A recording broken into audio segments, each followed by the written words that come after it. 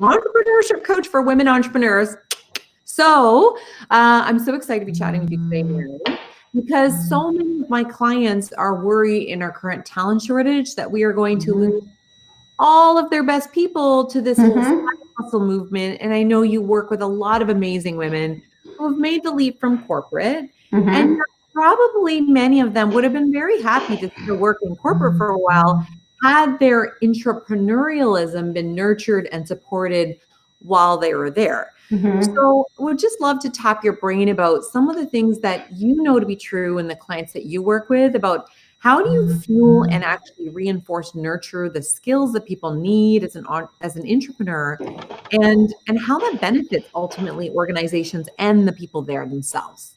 Well, I'm happy to be here. This is really fun, Sarah, and we always have great conversations. So I think it's great to do it live, and then others can benefit whether it's now or it's later. And I know that if is there a place for people on YouTube that'd be able to do chat, or it's if someone has a live question as they're listening, and please for Sarah or myself.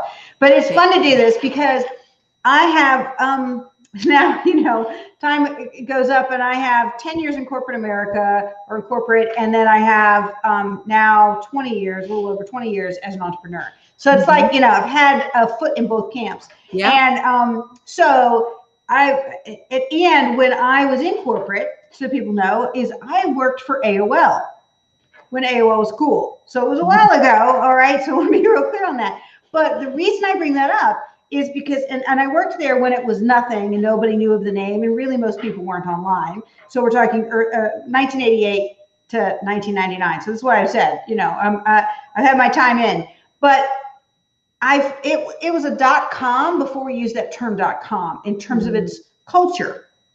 And interestingly enough, early on, even though it was chronologically, obviously, a time when you didn't hear .coms or big entrepreneurial cultures and such, but that was more flourishing then than when it was a huge global brand, in my experience. And a lot of times it can happen with size and more corporatism, so to speak, and structures came into play, and there was some shift and some change over time in that culture. But I learned a lot, not only about organizations to be able to continue to be innovative, right, and creative, but I lived it, right? It wasn't just a case study or something I read about. I lived it and got the impact of it.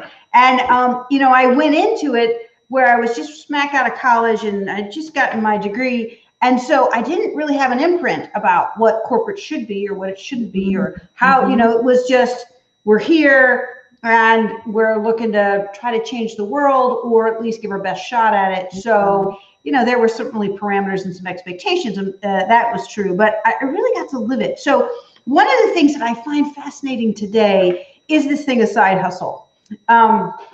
And I was doing a little bit of research just in prep for our conversation. And there's actually a website called sidehustlenation.com, right? It's great. That's a great. It's a nation now. I love it. It's right. And actually, that's kind of true, because they say in Canada, and I think it's probably like this in the States, 50% of Canadians will have a side hustle by next year. I believe it. And there was a survey done. And they show the results. You can see all of it at sidehustlenation.com. But it ended up showing from their survey, their research, that 44 million Americans say, yep, doing side hustle, right? And there may be more who are not admitting it, right? But what's interesting about that is we think of these side hustles as big things. In their survey, most people were making average $200 extra a month. Many, a good percentage were making up to $500 a month. Well, that's a nice, what was it, about 3,000? I'm sorry, what's 5 times 12, Mary? Yeah. Am I getting that right? 3,000? 6,000 a year? What am I thinking? 3,000. Yeah. All right. Yeah. Never mind. Right. 500 times 12. Okay. So you're making about 6,000 a year, which is extra. Now, and that's great. There's a lot of people who need supplemental income. Yeah. And it's just a practical reality. So one of the things I think as leaders in organizations that need to consider, and they may consider this from themselves, but consider for the team people that they work with, is that having a side hustle is not a bad thing. It's not in competition. You are still getting the lion's share of their time and talents. All right. So if that side hustle is impacting their work performance or their, and their time away, yeah, then it needs to be addressed. Otherwise, I think it should be fostered and actually, and first of all, say, hey, listen, they may need this extra money, or they may want to generate more money for a trip or for a loved one or for a cause. You don't know all their situation. All right. So there's some practical reasons to support it in terms of that and have some empathy. But on the other side of this is that this can help you as a leader, I think, in an organization. And I was thinking about my time at AOL and about how they did that. They got the best work and performance out of me because they gave me a kind of a wide window to work with, by the way, some very high expectations of performance, right? And performance and dealing with change and pace, and they didn't have but only so many parameters around how you were going to make that happen. Okay. It was just, they didn't just let you loose and said, run it like it's your own company, run it like it's your own business. There was some of that, but if you've never run your own company, it's kind of hard to understand that for sure. So I think I think it's really helpful to here's why would you want to foster an entrepreneurial culture or feeling in your team if you're a leader, which you could have much more control or influence over, versus perhaps, and encourage the whole culture, okay, to be more this way. The big why for the organization is almost every organization has new problems to solve, and they need new solutions. Yes. Yeah. That requires innovation, creativity, risk-taking. And if you don't have an environment that fosters, first of all, one, makes it okay, but beyond that, say, yeah, we permit it. How about you go way beyond that? Because no, we encourage it. And admittedly, it can be a bit scary if, in fact, at minimum uncomfortable or really scary if the current culture of the organization is not like this. It is very much about safety, is very much about don't take risks and such. And I realize that's a bigger conversation for the very senior leaders. And the conversation that I would have said with them if I could would be, what are you really risking not creating an environment to create new solutions for the new problems that you already see that your clients are trying to figure out, or what you're trying to do with your organization to serve, even very kind of considered stable, traditional, or organizations or professions or fields like electricity, power, right, or construction or something. These kind of like backbone of our civilization type of professions and industry, they're all going through huge change, but they haven't had to the extent, I think, and I think this isn't going to stop. This is just going to continue to ramp up. We're in a very transitional time in human history, really. But when we look down and kind of contain it a little bit and go, well, what's happening in my organization? What's happening for the clients that we serve? The clients, whoever they are, public or private, everyone needs some slightly different things, and sometimes those are fairly big shifts. So I kind of go with the old soundbite is, new problems mean new solutions, and you can't get new solutions if you have and say, oh, all of a sudden come up with new creative ideas and new solutions and be innovative and without an environment that fosters it, because all the new solutions that come up with or that are generated aren't going to work by default. Right. So that requires you to value your people, to see your people as your greatest competitive asset. And that's where I think we often are missing the ability to nurture that entrepreneurial spirit of, yes, I want to come up with the innovative solutions. I I'm not willing to accept the status quo, or you're telling me there's this challenge and change and I need to rise to the challenge. And yet I have to feel like you see me as more important than the bottom line, or that it's the product, or that I have to be important because it's human beings that come up with the ideas and that can. That's right. So, it's funny. It's like, I was reading recently in a book about, well, there's 3 kinds of problems that any organization, any business has. They're either process problems that they're solving, or product problems, or people problems, or actually profit problems. I'm sorry. One was like, okay, I'm not making enough money, I'm solving that problem. Or people problems. When it comes down to it, everything's a people problem. Everything is, because that organizations are solving, because people are the ones that are receiving the benefit from that organization, and people are the ones that who are the organization. So to your point, absolutely. So, to the senior leaders, you make one case, which is you don't create an environment that fosters creativity, innovation, and risk-taking, you're at risk for being obsolete over time. Now, then for the individual or for the team and the team leader, it's looking at, all right, the big part of that is just what you said, value the individual and their talents. I mean, that's really the competition. Where are the best minds, thinking, creativity, the talents? Where are they going? Well, I can tell you from AOL, there was a time at AOL where, it was the hot place to be. And it attracted all people from all kinds of industries, but amazing talent, and we had the opportunity to hire some of the best people, most creative people, most innovative people, because they wanted to work in that environment. And the opposite happened. I mean, frankly, one of the reasons I left was because I was getting boxed in. I had more autonomy at a younger age than I did when I had more experience in the organization to benefit, and now I'm getting limited. And I was like, no. The problem is I'm now corrupted. I really want this same kind of environment and sense of autonomy. And so the organization changed. I didn't, right? In that. And I thought, and I left, and they lost out. That organization lost out. And I ended up deciding to do my own thing. So all other organizations lost out too, except of course, individuals who hire me. But you know what I'm saying? It's a talent pool out of the talent pool. So how do you keep people in? Right. I've never heard it phrased that way, Mary. Talent pool, talent out of the talent pool.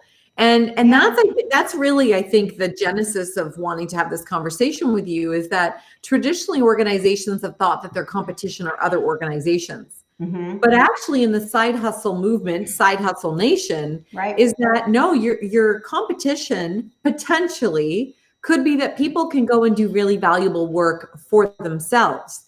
Now, to your point earlier, that actually most people are not making enough money, or perhaps even have a desire to work full time for themselves.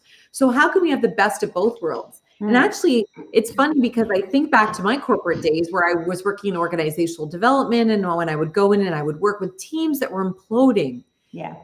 It would shock me. The most surprising thing that I learned over and over again is that it was the part-time folks who were the most satisfied, because they gave it all that they could for a couple of days, and then they would go and do their other thing. They'd work their other part-time job for themselves, raise their family, whatever that thing was. So imagine, and this sort of circles back to another movement that we have in the workplace, which is flexible work arrangements and wellness and shortened work weeks. I mean, we're seeing huge benefits in Europe about people job crafting what works for them.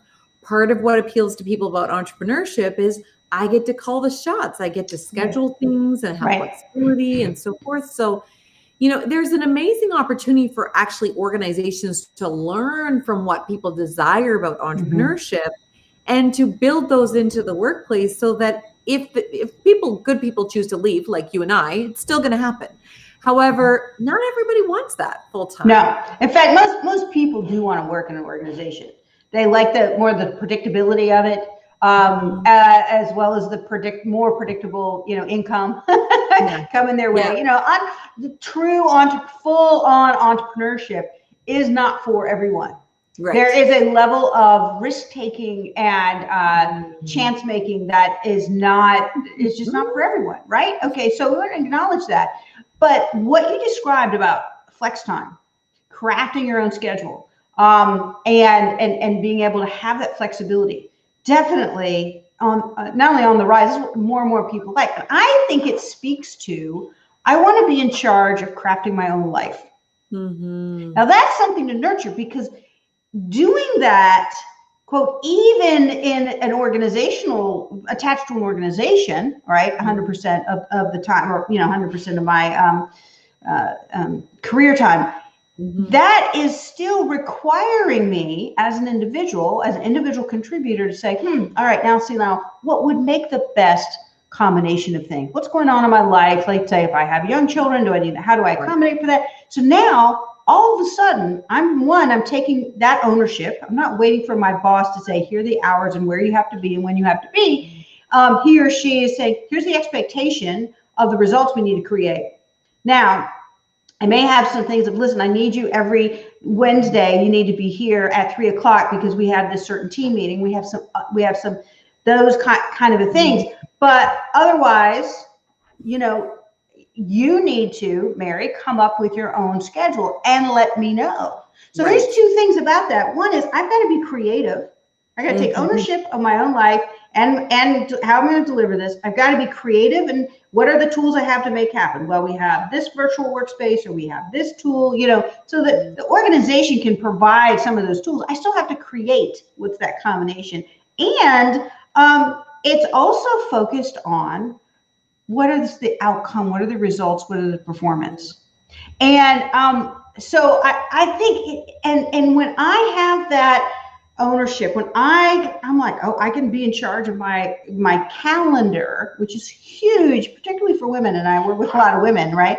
That when I am going to want to do not only my best job, like now you're going to get my best talent when I put that headspace on it. I mean, your best employees will. So one of the things, if you want to create an entrepreneurial more culture, kind of foster that within an organization, I think one right-off is not being afraid of hiring people who have a side hustle and may even aspire to make that half-time or even eventually go out on their own. Don't be afraid to hire those people. Encourage that. Then make them feel like they're partners in what this team or this organization is about. Like, we so need your talent, Sarah. We've got to get this done, but we really see so much more than just what you know. We see your creativity, your innovation, the ideas.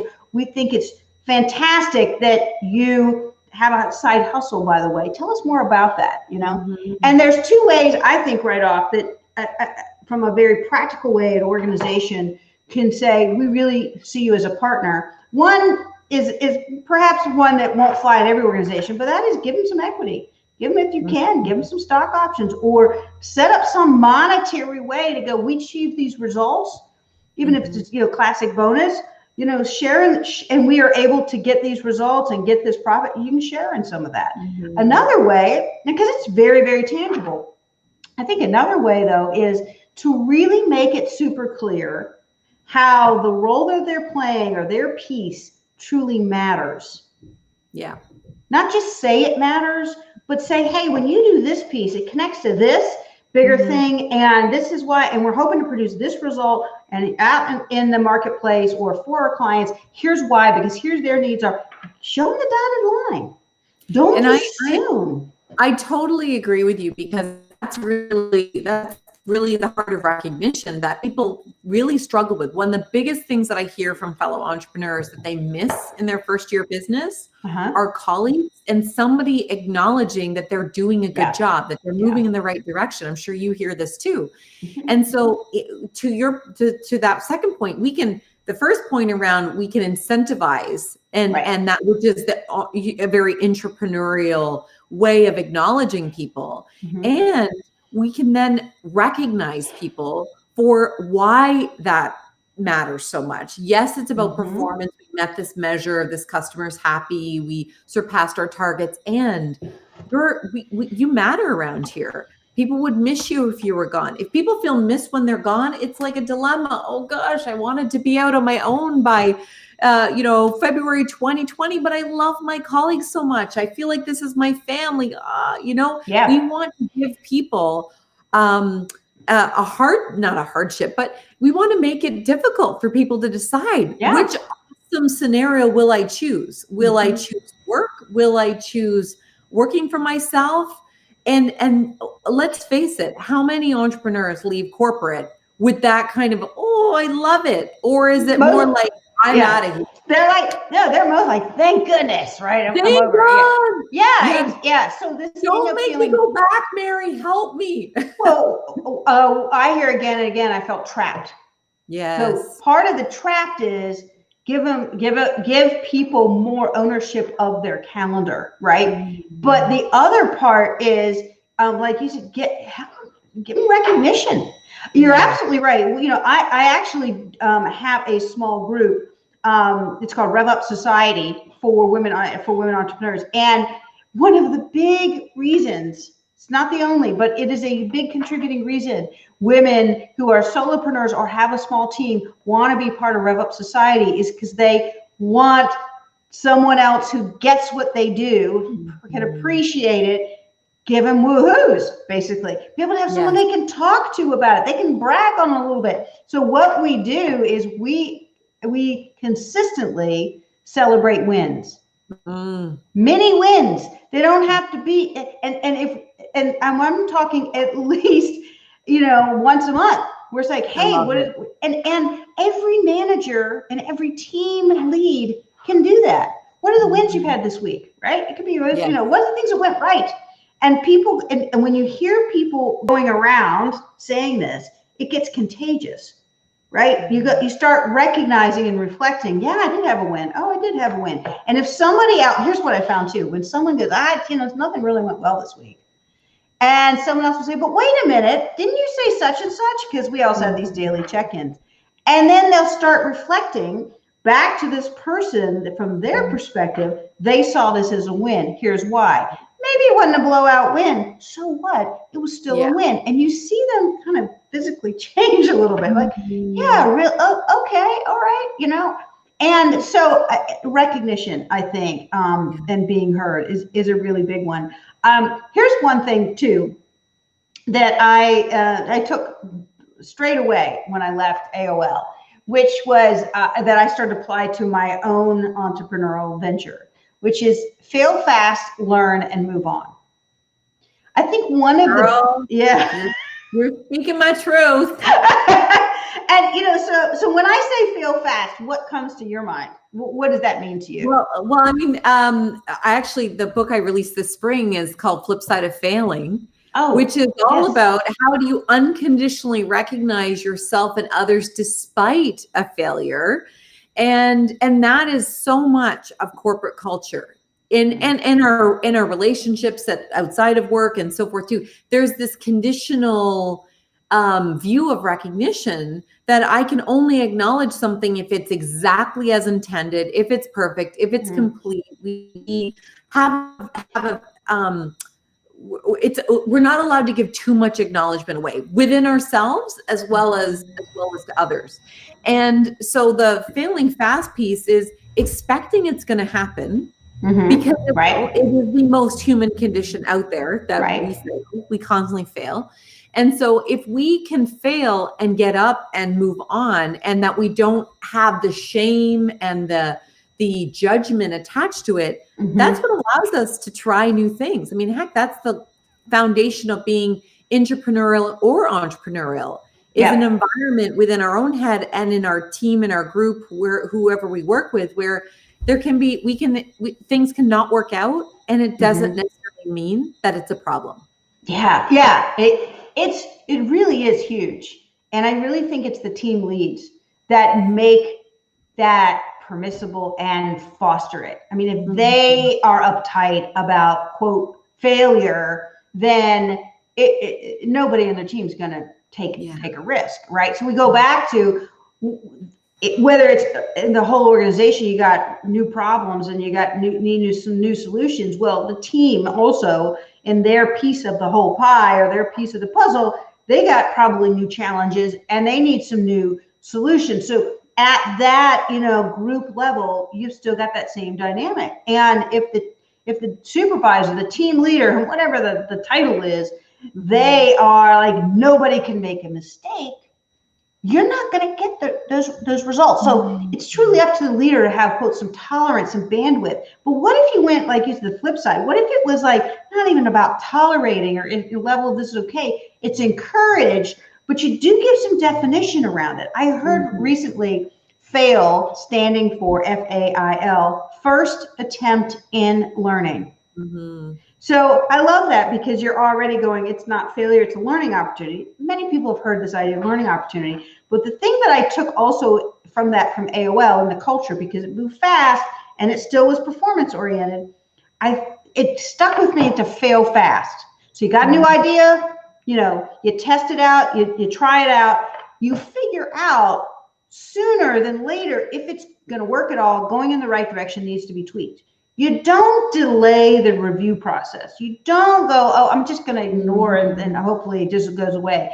You kind of face it, and you either fail fast, and if you fail fast, there's a lot less damage, you might say. There's a lot less time loss, often, any kind of monetary loss, other loss, and then you say, learn. You got to learn. Yeah.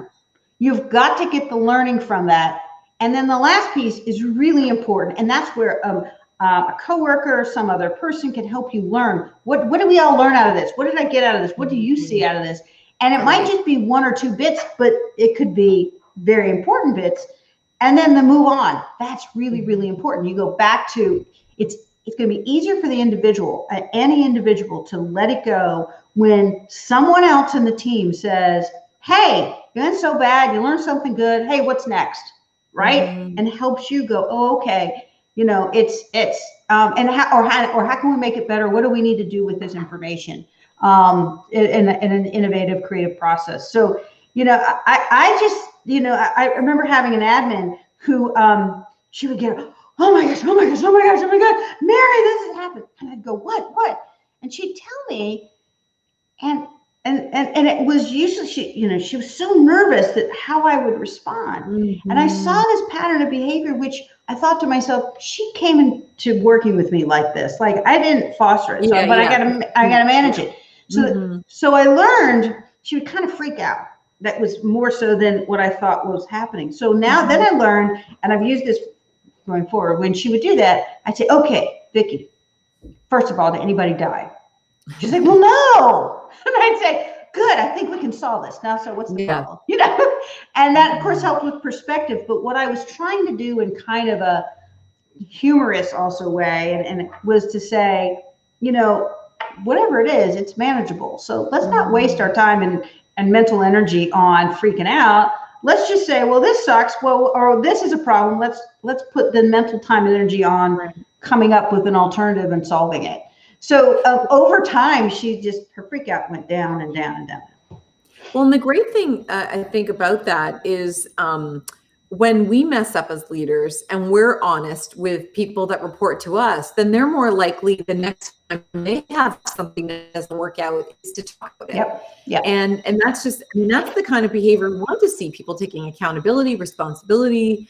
And to your point where it starts with leaders, that's one of the easiest ways to role model that. And when you don't beat yourself up about it, you're demonstrating unconditional recognition. I am not now saying I'm a terrible leader, terrible person because I made the mistake, especially, and here's a great way to recognize people. I need your help. I thought I knew how to do this, but that's good. Or I don't know how to do this. So could you help me?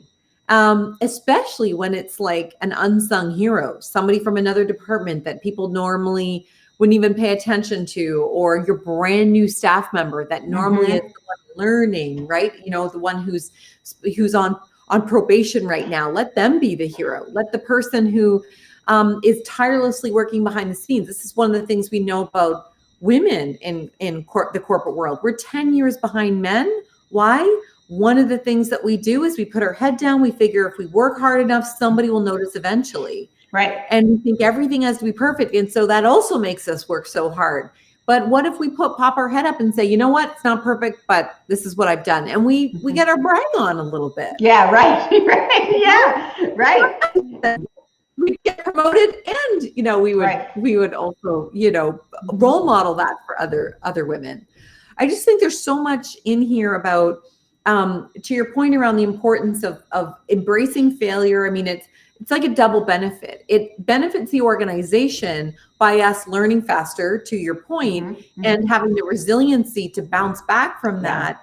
And at the same time, it benefits the employee because not only are they not shamed and blamed and dealing with all of that, we actually are also helping our employees if they choose to work for themselves. They're going to have to be able to fail forward fast in their own business as well. So we might as well learn it both on the job as well as if we choose to side hustle it or, full-time hustle it, outside of the organization. Yeah. It's a both. And that's really the ultimately healthy culture. Yeah, it is. It is. And what I find kind of fascinating too about it is whether you work in an organization or you work for yourself and you're trying to nurture and be the person who is innovative and creative and willing to take risks and gives recognition and and celebrates wins and so many other things around that, right? The intrapreneurship way. I know that we're talking about retaining great employees by having that kind of culture. But I think whether you're in an organization or you're out, you're doing your own thing and building an organization, ultimately, all those things are about being a great person. See, I think entrepreneurship, my experience has been, it continually challenges me in the way I want to be challenged and kind of inspires me to be the best person that I can be, to show up in an organization being that best person. Because all the things that we've just talked about, I got to look in here. And I get to kind of act it out. I get to practice it. I get to learn more about myself. This is the advantage of a group in an organization, right? To do that.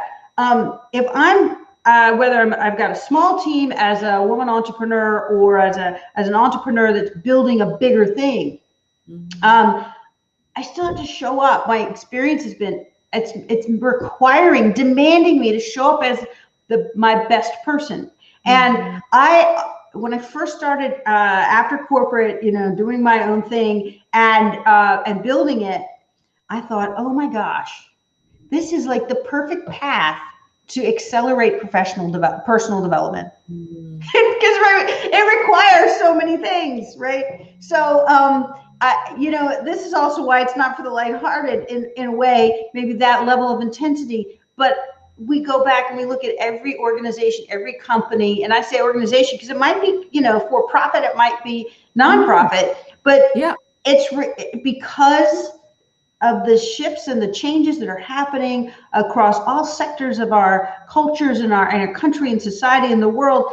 It's, again, new problems demand new solutions, new answers.